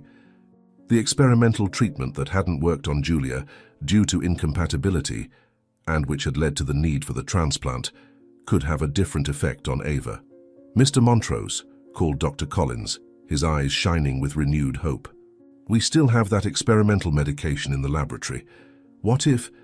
I know it didn't work with your daughter and we had to resort to other procedures, but what if it works with Ava? It's risky, but it may be her only chance." Charles abruptly rose from his chair, immediately understanding the doctor's suggestion. The bluish medication, which had cost a fortune and failed with Julia, was still stored in the hospital's laboratory. His hands were trembling as he signed the authorization for another attempt, this time on Ava. "How long do we have?" he asked, watching the team prepare the medication. "How long until we know if it will work?" Dr. Collins moved quickly, coordinating the team bringing the medication from the laboratory. In minutes, the room was transformed into a small intensive care unit, with additional monitors being set up to monitor every possible reaction of Ava to the experimental treatment. "Each patient responds differently," explained the doctor, checking Ava's vital signs one last time. "But if there is any positive reaction, we'll see the first signs within minutes."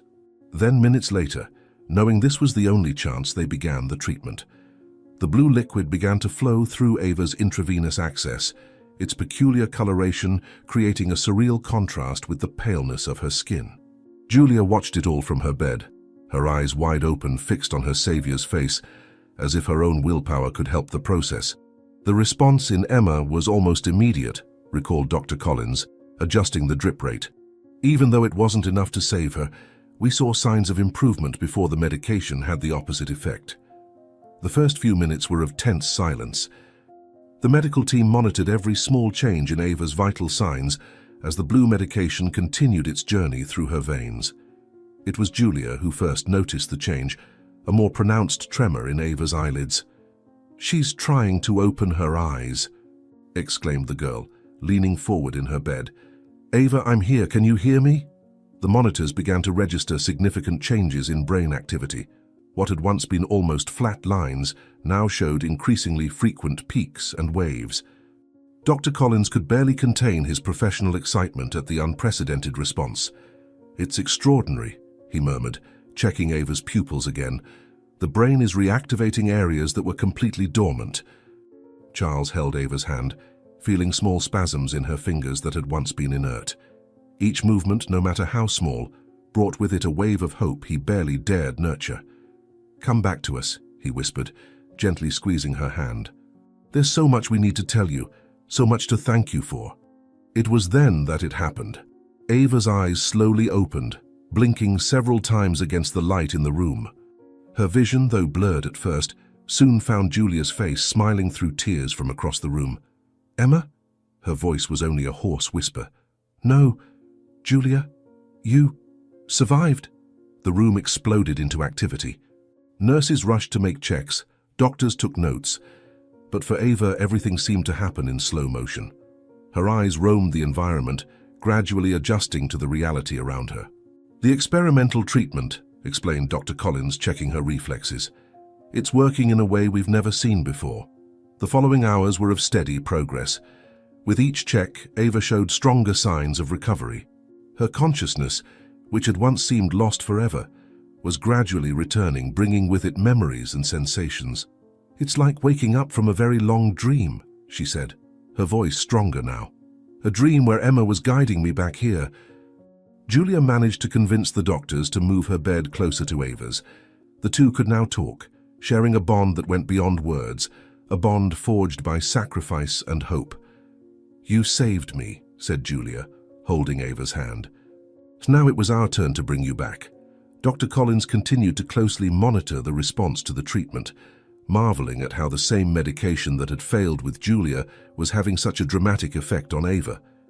It was as if fate itself was correcting its own course.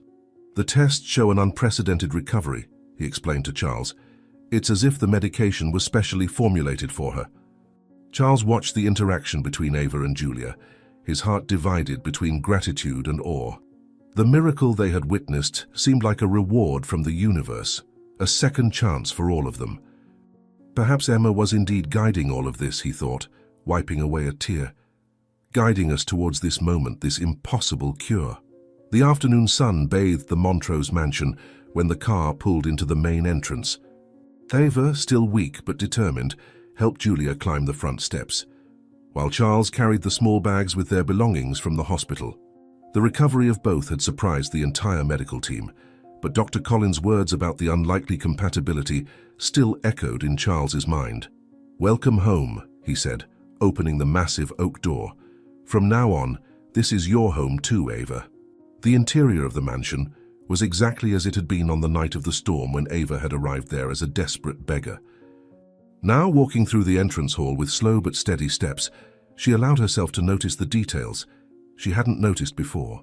The paintings on the walls, the old photographs in silver frames. "I'll show you all the places," said Julia excitedly, holding Ava's hand, "including the garden where Grandpa used to read every afternoon." It was then that something caught Ava's attention. On one of the walls of the main hallway, there was a large frame with an old photograph of the mansion's employees. Her eyes were automatically drawn to a familiar figure, a young woman, with the same features she saw every day in the mirror. "Mom," she whispered, her hand trembling as she touched the glass of the photograph. How is she here?" Carlos, who was organizing some documents on the nearby desk, raised his eyes when he heard Ava's whisper. His gaze passed from the photograph to Ava's face several times, a slow and painful understanding beginning to form in his mind. The same almond-shaped eyes, the same face shape. "Helena," he murmured, approaching the photo. "She worked here for years, until she suddenly disappeared." Julia watched the scene with childlike curiosity, her perceptive eyes noticing similarities that had previously seemed mere coincidence. The way Ava walked, the way she tilted her head, gestures she had seen hundreds of times in old photos of her grandfather. "Dad," she called softly. "Ava looks a lot like Grandpa in the old photos, especially when she smiles." It's the same smile. Charles felt his heart beating erratically as the pieces of the puzzle began to fit together. The inexplicable compatibility, the familiar features, the timing of Helena's disappearance, everything pointed to a truth he barely dared consider. "Your father," he began hesitantly, turning to Ava. "Did your mother never tell you who he was?" Ava shook her head, her legs weakening under the weight of the possibilities that were opening up before her. Charles supported her, guiding her to the nearest sofa. His hands trembled as he opened a drawer in the desk, retrieving an old photo album. "My father," he said, his voice choked, "spent a lot of time alone after my mother's death. Helena was more than an employee. She was his confidant." The pages of the album revealed more similarities with each photo. The same eye shape, the same striking profile, even the way of gesturing that Ava had inherited without ever knowing her father. Julia, sitting between them, held both their hands as if trying physically to connect the bridges that destiny had built. "The disease," Carlos murmured, running his fingers over a photo of his father. "It's genetic, passed from father to son. That's how Emma..." Ava covered her mouth with her hands, silent tears streaming down her face. Her whole life, all the unanswered questions, all the mystery of her origin, everything converged on this moment, in this room, before this photograph. "I need to be sure," said Carlos, rising with determination. "I'll request a DNA test immediately." The following days were a mixture of anxiety and discoveries. Every corner of the mansion seemed to contain a new clue, a new connection. Charles found old letters, notes kept that his father had never shown anyone. Ava recognized her mother's handwriting on some of them.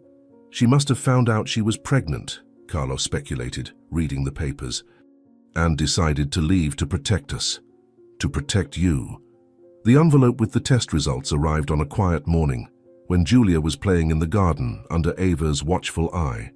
Charles opened it with trembling hands, his eyes quickly scanning the lines of technical text until he found the confirmation they were already expecting. 99% probability, he read, his voice faltering. We're siblings, Ava. We're family. At that moment, as the morning sun lit up the garden where so many secrets had been kept, 3 generations of a shattered family finally reconnected. Julia ran to hug Ava, now officially her aunt, while Charles held the result that would change their lives forever. The tests, Ava murmured, finally understanding. The tests detected it all. From the beginning, the therapeutic garden of Montrose Mansion was blooming under the late afternoon sun, 3 months after the revelations that had forever changed the lives of this family.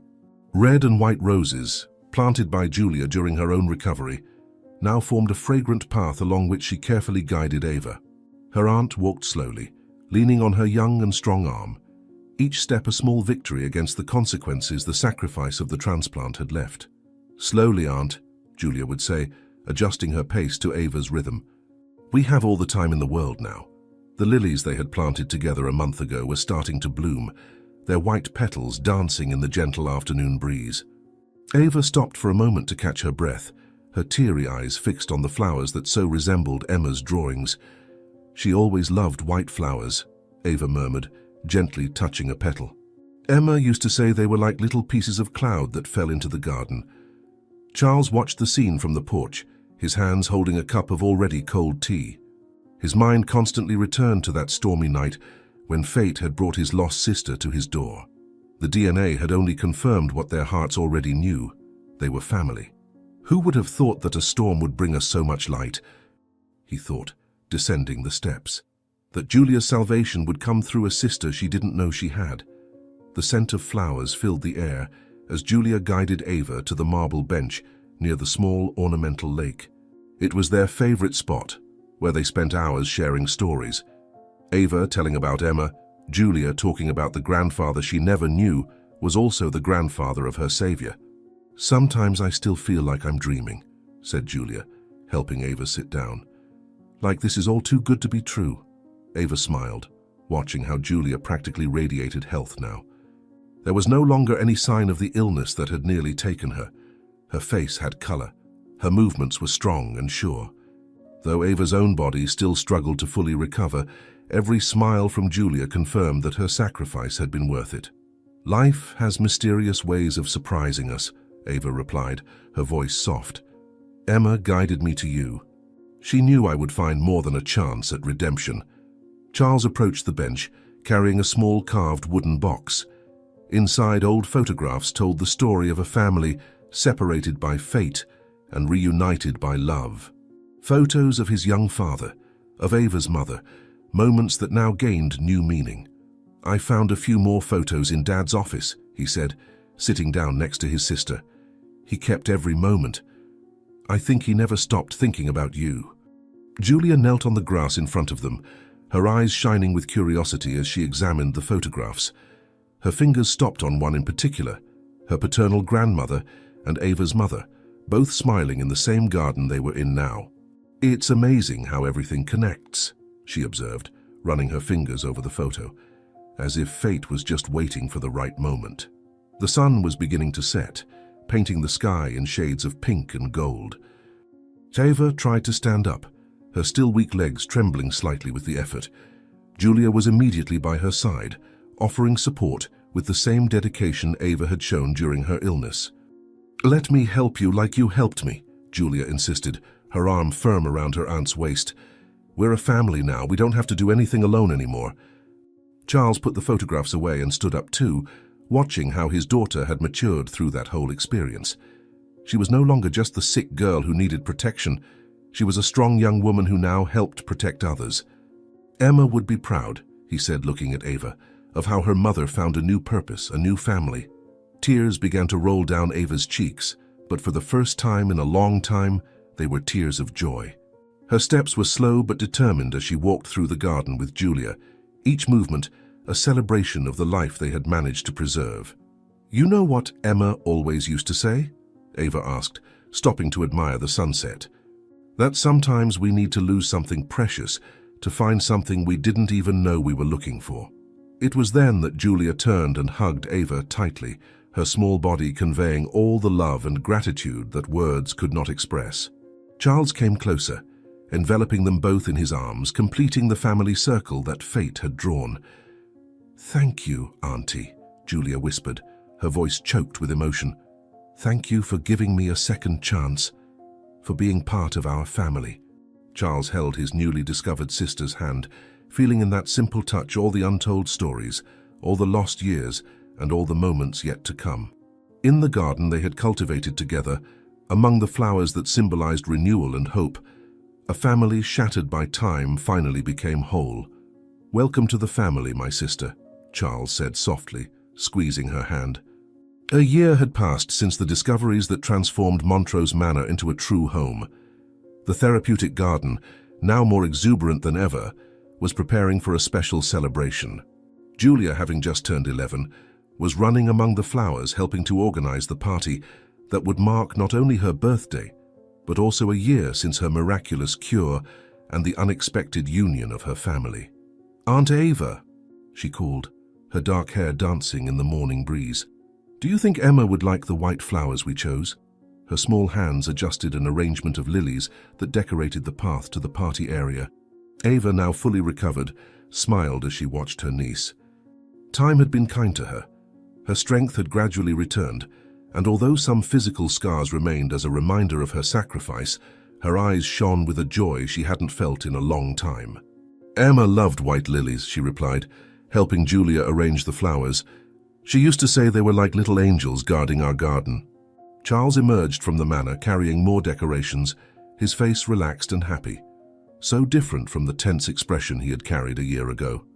The discovery that Ava was his sister had filled a void in his life that he didn't even know existed. "People will start arriving in 2 hours," he announced, placing the boxes on a table. Including Dr. Collins confirmed his attendance. The doctor had become more than a healthcare professional to the family. He was a close friend who shared the joy of having witnessed one of the most extraordinary cases of his career. His presence at the party would be a celebration not only of life, but also of the science that, combined with love, had made that miracle possible. "Dad," Julia called, running up to Charles with an envelope in her hands. "I found this among Grandpa's old decorations." It was a photograph yellowed by time, showing her young grandfather beside Helena, Ava's mother. They were both smiling at the camera, their eyes shining with a secret that everyone now knew. Ava came closer to see the photo, her heart warming at the sight of her mother's smile. "She looked so happy here," she murmured, gently touching the image. "I wish she could see how it all worked out in the end." The morning passed quickly amid the final preparations. The garden was transformed into a magical space, with delicate lights hanging between the trees and tables, decorated with arrangements of white flowers. A small altar had been set up near the lake, where photos of Emma and Charles's father were placed, a tribute to those who, even absent, had been essential to that journey. The first guests began to arrive in the early afternoon. Dr. Collins was one of the first, bringing not only gifts but also exciting news about how Julia and Ava's case had inspired new research into the treatment of the genetic disease that had nearly claimed them. "It's amazing how your stories are changing other lives," he commented, watching Julia play with other children in the garden. "The protocol we developed from your experience has already saved 3 other families this year." The party was in full swing when Ava asked for everyone's attention. Her heart raced as she prepared to make an announcement she had been saving for this special moment. Charles and Julia approached, curious about what was to come. "A year ago," Ava began, her voice clear and emotional, "I was lost on the streets believing I had lost everything with Emma's departure. But fate, or perhaps my little angel, had other plans." She paused, her eyes meeting Julia's. "Today I want to announce that, in memory of Emma and in celebration of our reunited family, I am creating the Emma Montrose Foundation." A murmur of surprise and approval rippled through the guests. Charles squeezed his sister's hand, his eyes shining with pride and emotion. The foundation, Ava continued, will be dedicated to helping families facing the same disease that nearly took Julia and Emma. We will work in partnership with Dr. Collins and his team to ensure that no family has to choose between saving their children and keeping a roof over their heads. Julia ran to hug her aunt, tears of joy streaming down her young face. Emma would be so proud, she whispered. Now other children will have the chance she didn't. Charles spoke next, his voice choked with emotion. As president of Montrose Enterprises, I announce that our corporation will be the foundation's primary benefactor. It's time we used our fortune to make the difference our father always wanted to make, but never knew how. Dr. Collins approached the small family group, his eyes glistening with unshed tears. Science showed us the way, he said, but it was your love that made everything possible. This foundation will be a beacon of hope for many families. As the sun began to set, painting the sky in shades of pink and gold, the guests gathered around the lake for a special moment. Julia, holding a small paper boat decorated with white flowers, knelt at the water's edge. "This is for you, Cousin Emma," she said softly, placing the boat in the water. "Thank you for sending your mum to save us, for making us a family." Ava and Charles watched hand in hand as the little boat sailed smoothly across the lake, carrying a lit candle that glowed like a star on the dark water. It was a moment of perfect harmony, past and present, pain and joy, loss and reunion, all converging in that garden that had witnessed so many miracles. "You know," Charles said, embracing his sister's shoulders, "sometimes I think it was Dad who sent you to our door that stormy night. His last gift to us." Ava smiled, watching Julia run with other children around the lake, her laughter echoing into the approaching night. "I think it was all of them, Dad, Emma, Mom. Each one played a part in bringing us together." The night wore on, but no one seemed willing to end the celebration. The garden lights created a magical ambience where stories were shared, bonds were strengthened, and plans for the future were woven with threads of hope and love. Dr. Collins, before leaving, made one last announcement that filled everyone with joy. The research team had achieved a significant breakthrough in treating the disease, inspired by Ava and Julia's unique case. "So your improbable compatibility opened doors we didn't know existed," he explained. "We're on the path to making this disease a thing of the past." Later, when most of the guests had already left, Julia found Ava sitting alone near the lake, watching the reflection of the stars on the water. "Aunt," she called softly, sitting beside her, "do you think I'll ever get to meet Emma?" Ava pulled her niece close, kissing her dark hair. "She's always with us, dear. In every white flower we plant, in every life the foundation will help, in every smile of yours." Charles joined them, bringing mugs of hot chocolate. The night was cool, but their hearts were warmed by the love they shared. "To our family," he proposed, raising his mug, "to those here and those guiding us from afar." "To family," Ava and Julia replied in unison, their mugs clinking softly in the starry night. The Montrose garden had witnessed many stories over the years: love, loss, secrets, and revelations. But now, under the stars of that special night, it witnessed something even more precious. A family that had found its way home through the darkest of storms, guided by a love that transcends even death. And somewhere beyond the stars twinkling over the garden, Emma smiled, knowing her departure had not been in vain. It had paved the way for a miracle greater than anyone could have imagined. A miracle called family. 3 months after Julia and Ava's full recovery, the Montrose mansion was abuzz with unusual activity. Charles had called an urgent meeting with his team of administrators and Dr. Collins. In the main office, architectural plans covered the large mahogany table, while projections showed the project that had consumed his thoughts for weeks. "This will be the Montrose Treatment Center for Rare Diseases," Charles explained, his eyes shining with determination as he pointed to the plans. "We'll use the adjoining land to the mansion, the one my father always intended for expanding the family business." Ava, who now lived in the mansion with her brother and niece, watched the plants with tears in her eyes. The project included not only treatment wings equipped with the latest technology, but also welcoming spaces for families who, like her one day, did not have the resources to fight the disease. The center will have the capacity to serve 50 patients simultaneously, Carlos continued. And most importantly, it will be completely free for families who cannot afford treatment. Dr. Collins, who had become not only the family's physician but also a close friend, examined the technical details of the project with approval. With this structure, we will be able to expand our research on the disease that affected Emma and Julia. Each case will help us better understand how to fight it. Julia, who was playing in the garden, came running into the office upon hearing the animated voices. "Can I see too?" she asked, approaching the table. Her eyes roamed over the drawings until they stopped on a specific area. "What is this part here?" "This will be the Emma wing," Ava replied softly, hugging her niece. "A space dedicated especially for children undergoing treatment, with a library, playroom, and a therapeutic garden like ours." Charles watched the interaction between his sister and daughter with a full heart. In just a few months, they had developed such a strong bond that it was sometimes hard to believe they hadn't grown up together. "Ava," he called, "I have a proposal for you." Everyone in the room turned to Carlos, who took a deep breath before continuing. "I want you to be the center's welcoming director. No one better than you to understand and support the families who will arrive here." Ava felt her legs weaken, needing to lean on the table. "Me?" she whispered. "But I have no medical training or—" "You have something more important," Dr. Collins gently interrupted. "You have lived experience. You know every aspect of this journey, the pain, the fear, the hope. You can guide these families like no one else could."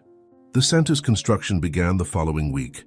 Every day, Julia and Ava visited the construction site, watching the walls rise and the spaces take shape. Often they would stop in front of the future Emma wing, imagining how many lives would be transformed there. "Aunt," Julia said one afternoon as they watched the workers install the huge glass windows, "do you think Emma is proud of what we're doing?" Ava hugged her niece, looking up at the blue sky above them. "I'm sure she is, dear. Every life we save here will be a way of keeping alive the love she taught us."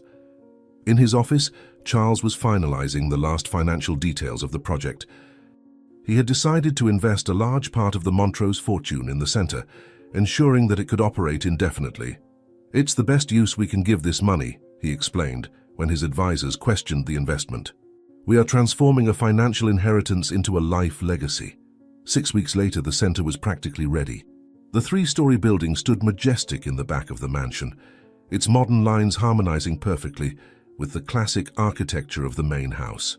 On the ground floor, the welcoming reception was already furnished, dominated by a large panel with the center's symbol, a stylized white lily. "It's even more beautiful than in the plans," Ava commented, admiring her new workplace. Her office, strategically located near the main entrance, had large windows that opened onto the therapeutic garden, an expanded replica of the garden where she and Julia had begun their recovery. Dr. Collins had already selected the medical team that would work at the center. Dedicated and competent professionals, many of them specialists in rare diseases. "We will start with 10 patients," he explained during the last meeting before the inauguration, "and we will gradually expand as the team adjusts."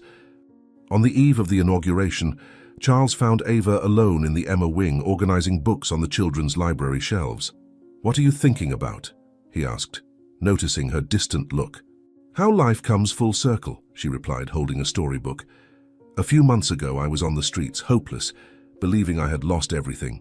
Now I have a family, a purpose, a chance to turn our pain into hope for others." Charles hugged his sister, both of them watching the sunset through the large windows. "Emma guided us here," he said softly, "and now, through this center, her love will continue saving lives." On the morning of the inauguration, a small crowd had already gathered in front of the center. Families with sick children, doctors, authorities, and journalists, all eager to know the new beacon of hope that was rising in the city. Julia, dressed in a delicate blue dress, was by Ava's side when Charles prepared to cut the inaugural ribbon. "This center," he began, his voice charged with emotion, "is born from a story of love, loss, and redemption. Here no family will have to choose between saving their children and keeping a roof over their heads. Here hope will be free." The doors opened and the first group of patients entered, guided by Ava. Her eyes met those of a young mother carrying a small girl. the same expression of despair that she herself had once carried. "Welcome to the Montrose Centre," she said, extending her hands in welcome. "Here, you are no longer alone." Dr. Collins watched the scene with professional satisfaction and personal emotion. The centre represented not only an advance in the treatment of rare diseases, but a revolution in the way of caring, where medicine and compassion walked together. Julia circulated among the visitors, her lively and healthy presence being the most eloquent proof that miracles were possible. She stopped in front of the large panel with the white lily, gently touching the flower that symbolized her cousin Emma. "Thank you," she whispered, "for bringing us here." And so the Montrose Treatment Centre opened its doors not just as a hospital, but as a sanctuary of hope. A place where a young girl's love that left too soon would continue to touch lives through her mother's hands, her aunt's love, and a family's determination who learned that the greatest miracles are born from the greatest pains. 1 month after the Montrose Centre's opening, the therapeutic garden blossomed with an exuberance that seemed to reflect the institution's success. On that tranquil autumn afternoon, Ava walked among the white lily beds, her hand gently guiding a young patient who resembled Emma on her healthiest days. "See how strong the flowers are?" she explained to the girl. "They grow even when the weather isn't good, just like you're doing." The child smiled, her eyes shining with a hope Ava recognized well. It was the same glow she now saw daily in the eyes of patients arriving at the center. From his office on the 2nd floor, Charles watched the scene through the panoramic window. The center had already received 20 patients in its first month, and preliminary results were promising. Dr. Collins and his team had developed personalized treatment protocols, combining the experience gained with Julia and the latest scientific findings. Julia, who now spent her afternoons after school helping at the center's children's library, had become a sort of mascot for the young patients. Her recovery story inspired hope, and her cheerful presence brought light even on the most difficult days. "Uncle Charles," a childish voice called out, interrupting his thoughts. It was Mariana, one of the center's first patients, running towards him with a drawing in her hands. "Look what I made. It's Aunt Ava in the garden with Emma." Charles carefully held the drawing, noticing how the girl had captured the essence of the place. White lilies everywhere, and in the center, 2 hand-holding figures under a big smiling sun. That's how the children saw Ava, as a guardian angel carrying Emma's spirit. Dr. Collins entered the office with more good news. The latest tests showed that the experimental treatment, now refined and perfected, was presenting even better results than expected. "It's as if each patient teaches us something new," he explained, his eyes shining with scientific enthusiasm. "We're not just treating the disease, but learning to prevent it." At the end of that afternoon, the family gathered in the garden for their daily ritual. Ava, Charles, and Julia sat on the bench near the small lake, where a white lily floated serenely on the water. It was their moment to give thanks for another day of miracles. "I received a letter today," Ava said, taking an envelope from her pocket. "It's from a mother who lost her daughter to the same disease that took Emma. She learned about the center and is coming to volunteer with us." Her hands trembled slightly as she held the letter. She says she has finally found a purpose for her pain. Julia hugged her aunt, understanding more than her age suggested. "That's how Emma keeps living," she said softly. "Through every life we save here, every family we help." Charles watched his family with a heart overflowing with gratitude. Fate had transformed his greatest tragedy into an invaluable gift. Not only had it returned his daughter to him, but it had given him a sister and a greater purpose than any material wealth could buy. "You know," he said, breaking the contemplative silence, "sometimes I think all of this was planned by someone much wiser than us, as if Emma and Daddy were up there, moving the pieces to bring us together and create something bigger than ourselves." The sun was beginning to set, painting the sky in shades of pink and gold. In the garden, the white lilies seemed to glow with their own light, like little earthly stars guarding the stories of love, loss, and redemption that had brought the Montrose Centre to life. "The pain never goes away completely," Ava whispered, looking up at the sky. "But we've learned to transform it into love, into hope for others. And so somehow, Emma continues to live through every smile we help recover, every life we help save." A gentle breeze blew through the garden, making the lilies sway softly. For those who knew how to listen with their hearts, It was possible to hear the laughter of a girl echoing among the flowers, Emma's spirit, forever alive in the place where love had transformed the greatest tragedy into the most beautiful of miracles. And so, under the twilight-painted sky, the Montrose family found their peace, not in the forgetting of pain, but in its transformation into something beautiful and meaningful. The center would continue to grow, saving lives and spreading hope, a living testimony that love, even through loss, has the power to heal and transform not only hearts, but the entire world. If you enjoyed this story, we invite you to like this video and subscribe to our channel. Your support motivates us to continue bringing exciting stories almost every day. Don't miss the next surprising narrative that is about to appear on your screen. We are immensely grateful to have you here with us. Now you can click on the links that are appearing on the screen right now. We have a special selection just for you, full of valuable stories and guaranteed entertainment. See you there.